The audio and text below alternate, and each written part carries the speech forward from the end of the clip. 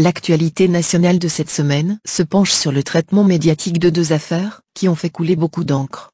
Il s'agit de l'affaire d'agression de Tariq Ramadan et celle de Monel Ibtissem, une ex-candidate d'un télécrochet. Dans ces deux cas, il y a eu un scandaleux deux poids deux mesures flagrant et totalement assumé de la classe médiatique et politique. Alors que deux ministres en poste, Nicolas Hulot et de Gérald Darmanin, ont été accusés de viol, une levée de bouclier s'est prestement dressée contre ces accusations. Des politiques et des médias ont crié à la présomption d'innocence. Des propos bien évidemment recevables.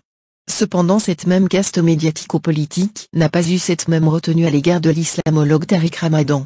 On a assisté à un véritable déferlement de haine et de mis en accusation avant même qu'il ne soit jugé.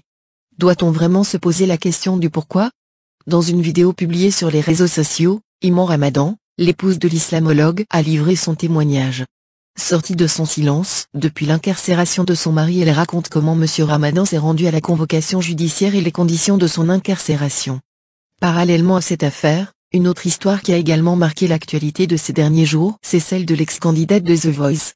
Taxée des pires mots par des hordes de gens haineux, la malheureuse candidate n'a eu d'autre choix que de déclarer forfait. Son traitement médiatique a su démontrer comment la sionisphère parisienne s'est mis en branle pour la dégager. Un véritable rouleau compresseur s'est mis en marche.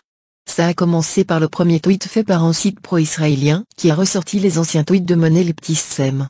Les médias se sont bien gardés de donner l'origine de cette divulgation et ont accusé d'emblée la fat chose faire.